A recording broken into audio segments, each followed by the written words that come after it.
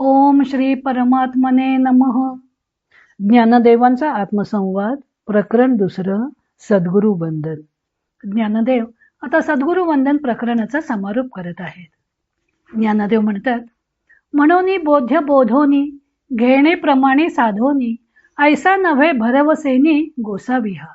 म्हणून खरोखरीच श्री गुरु परमात्मा बोधाने जाणून घ्यावा किंवा अनुमानादी प्रमाणाने समजून घ्यावा असा हा गोसावी नाही.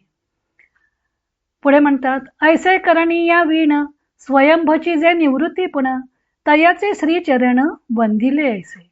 अशा प्रकारे स्वतःसिद्ध जे निवृत्तीपण हे ज्यांचे स्वरूप आहे त्यांच्या चरणांना मी ज्ञानेश्वराने समरस होऊन वंदन केले.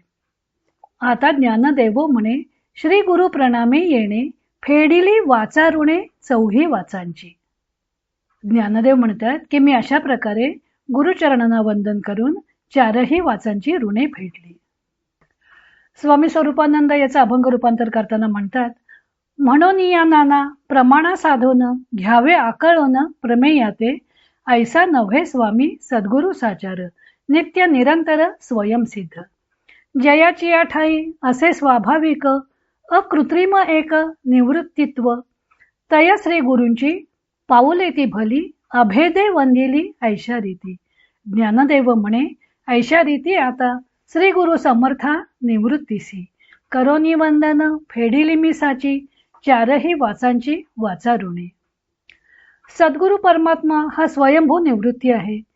त्याच्याकडे प्रवृत्ती सापेक्ष निवृत्ती आलेली नाही असे नाना दृष्टांताने स्पष्ट केल्यावर ज्ञानदेव आपल्या विवेचनाचा इत्यर्थ सांगताना म्हणतात की हा गोसावी कोणत्या प्रमाणाने जाणून घेता येण्यासारखा नक्कीच नाही. प्रमा म्हणजे ज्ञान व प्रमाण म्हणजे ज्ञानाचं साधन.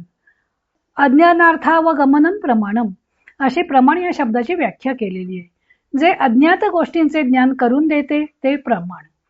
प्रत्यक्ष, अनुमान, उपमान, शब्द, अर्थापत्ती, ऐतिह्य अशी अनेक प्रमाणे आहेत ज्याद्वारा मनुष्य ज्ञान करून घेऊ शकतो. लक्षण प्रमाणाभ्याम वस्तुसिद्धीही. लक्षण व प्रमाण या दोघांच्या सहाय्याने वस्तूचा आहेपणा सिद्ध होत असतो. म्हणून वेदांत शास्त्रात सुद्धा ब्रह्माची लक्षणे व त्याविषयी प्रमाणे कोणती याचा विचार आलेला आहे. यातो वा इमानी भूतानी जायंते, ज्यामधून सर्व प्राणी मात्र निर्माण होतात, ज्यामध्येच त्यांची स्थिती असते व मृत्यूनंतर ते ज्यामध्ये विलीन होतात ते ब्रह्म, असं ब्रह्माचं लक्षण तैत्तरीय उपनिषदात सांगितलेलं आहे. व ते जाणून घेण्यासाठी सत्सद विवेकाने आत्मानात्म वस्तूंचा विचार करून आत्मवस्तूचा स्वीकार व अनात्म वस्तूचा त्याग करायला सांगितला आहे. परंतु ज्ञानदेव येथे सांगत आहेत की हा सद्गुरु परमात्मा कोणत्याही प्रमाणाने जाणून घेता येण्यासारखा नाही. मग एखादी गोष्ट जर लक्षण व प्रमाणाने सिद्ध करता येत नसेल तर सशाच्या शिंगासारखं त्याचं अस्तित्व सिद्धच होणार नाही असा आक्षेप यावर उद्भवू शकतो. परंतु प्रमाणाने ज्ञान होणार आहे ते आधी अज्ञात असलेल्या गोष्टीचं. सद्गुरु परमात्मा प्रमाणां वाचून प्रमाणापूर्वीच स्वयंसिद्ध आहे. त्यांनीच प्रमाणांना प्रामाण्य दिलेलं आहे आणि तेच प्रमाणांना प्रकाशित करणारे असल्यावर त्यांना कोणत्या प्रमाणाने सिद्ध करणार. गुरु म्हणजे प्रत्यक्ष परमात्मा आणि परमात्मा व आत्मा हे मूलतः एकरूपच आहेत. सर्व जीवमात्रांना ते स्फुरण रूपाने अनुभवास येतात. एरवी प्रमेय म्हणजे जाणून घेण्याची गोष्ट ही प्रमेहून भिन्न असते. त्यामुळे प्रमाणांच्या सहाय्याने ती हस्तगत करता येते. पण येथे प्रमेय जो सद्गुरु परमात्मा तो प्रमेपेक्षा भिन्न नाहीच. प्रमा, प्रमेय, प्रमाण अशी त्रिपुटीच तेथे नाही. प्रमाण, प्रमेय, प्रमाता या सर्वांना तोच आधारभूत आहे. तर त्याची सिद्धी कोणत्या प्रमाणानं करायची. म्हणून ज्ञानदेव सांगतात की हा सद्गुरु परमात्मा ज्ञेय करून प्रमाणाने जाणून घेण्यासारखा नाही असे सांगून या सद्गुरु परमात्म्याला त्यांनी पुढच्या ओवीत वंदन केलं आहे. अशा प्रकारे कार्यकारण भाव विरहित अशी ज्यांच्याकडे निवृत्ती हे स्वाभाविकच आहे अशा श्री गुरुचरणांना मी वंदन केले. ज्ञानदेव वंदिले ऐसे असे म्हणत आहेत. त्यातील ऐसे या पदावरून त्यांना काय सूचित करायचं असेल. सद्गुरु निवृत्ती हे करणीय वीण म्हणजे कोणत्याही क्रियारूपी साधनांची अपेक्षा न करणारे, कोणत्याही क्रियेशी संबंध न ठेवणारे आहेत. तसेच आपण त्यांच्या चरणी केलेले वंदन हेही नमस्कारादी कोणत्याही उपचारांची अपेक्षा नसणारे असे आहे. असाही अर्थ ऐसे या पदाचा असू शकतो. किंवा पुढच्या ओबीत त्यांनी सद्गुरु वंदनाचे वाचा ऋण विमोचन हे फळ सांगितलेलं आहे, तेव्हा त्यासाठी सहाय्यभूत होणारे हे वंदन आहे असंही म्हणता येतं. परंतु त्यांनी केलेले वंदन हे सामरस्य भावानेच केलेले आहे, कारण सद्गुरू कधी वंदनाचा विषय म्हणून पुढे येत नाहीत, भेदाच्या भिडेला पडत नाहीत. वंदितयाही ठावो उरो नेदी तव गेले वंद्य वंदिते असे अनेक ठिकाणी त्यांनी म्हटलेलं आहे. किंबहुना इया भाखा द्वैताचा जेठ उपका फेडोनिया स्वसखा श्री गुरु वंदिला असं त्यांनी 54व्या ओवीत म्हटलं होतं. ज्यांच्याकडे द्वैताचाच दुष्काळ आहे अशा सद्गुरूंच्या बाबतीत वंद्य व वंदिता ही भाषा संभवत नाही. त्यामुळे त्यांनी सद्गुरूंना केलेले नमन हे सामरस्य भावाने केलेलं आहे, त्यांच्याशी एकरूप होऊन केलेलं आहे. सद्गुरु वंदनाच्या शेवटच्या ओवीत ते सांगतात की मी अशा प्रकारे एकत्वाने वंदन करून चारही वाचांची ऋणे फेडली आहेत. या ओवीत गुरु प्रणामे आणि गुरु प्रमाणे असे 2 पाठभेद आहेत. गुरु प्रणामे म्हणजे सद्गुरूंना प्रणाम करून वंदन करून मी चारही वाचांची ऋण फेडली, किंवा गुरु प्रमाणे असा पाठभेद स्वीकारला तर गुरूंचे वचन प्रमाण मानून मी चारही वाचांची ऋणे फेडली, वाणींच्या ऋणातून मुक्त झालो असा अर्थ होईल. येथे ज्ञानदेवाने चारही वाणींना धनकोच्या सावकाराच्या रूपात प्रस्तुत केलं आहे. चारही वाणींचे ज्ञानदेवांवर कोणते ऋण झाले होते म्हणून ते सद्गुरु वंदनाने ते फेडित आहेत, किंवा वाणीमुळे ऋण कसे होते हा स्वाभाविक उठणारा प्रश्न आहे.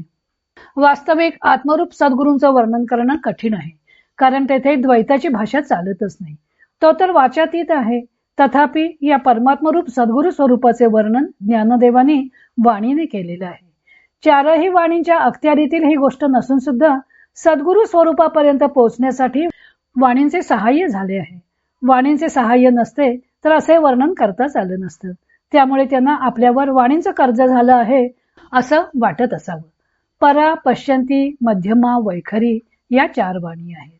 महाकारण, कारण, सूक्ष्म व स्थूल या 4 देहांशी या 4 वाणी संबंधित आहेत. त्यांची स्थानं पुढील प्रमाणे आहेत. परा नाभिस्थानी, पश्यंती हृदयस्थानी, मध्यमा कंठस्थानी आणि वैखरी मुखस्थानी.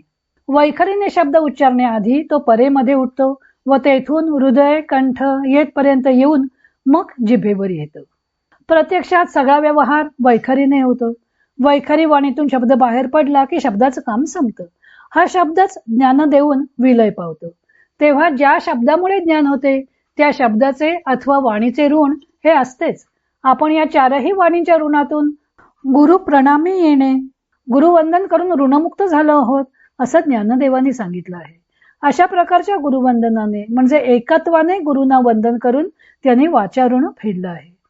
गुरुंनी तत्वमसी या महावाक्याचा उपदेश केला आणि शिष्याला अहम ब्रह्मास्मी हा बोध झाला. त्यासाठी श्रवण मनन निधिध्यासनाने हा बोध करून घेत असता 4ही वाणींची मदत झालेली होती. त्यात त्यांचा कोणताही स्वार्थ नव्हता. अशी सढळ हाताने निस्वार्थ मनाने मदत करणाऱ्याचे ऋण हे असतेच आणि सद्गुरूंना प्रणाम करून आपण ते फेडले अशी ज्ञानदेवांची भावना आहे. या वाचांच्या ऋणातून आपण कसे मुक्त झालो हाच पुढच्या प्रकरणाचा विषय आहे. येथे सद्गुरु वंदन हे प्रकरण समाप्त झाले. आता सद्गुरु वंदन प्रकरणाचं समालोचन पाहून नंतर आपण वाचा ऋण परिहार या प्रकरणाकडे वळूया. इतर अनेक ग्रंथांचा आधार घेऊन ज्ञानदेवांच्या अमृतानुभव या ग्रंथाचं लेखन व वाचन सौ मनीषा अभ्यंकर मिरज यांनी केलं आहे. हरिओम तत्सत.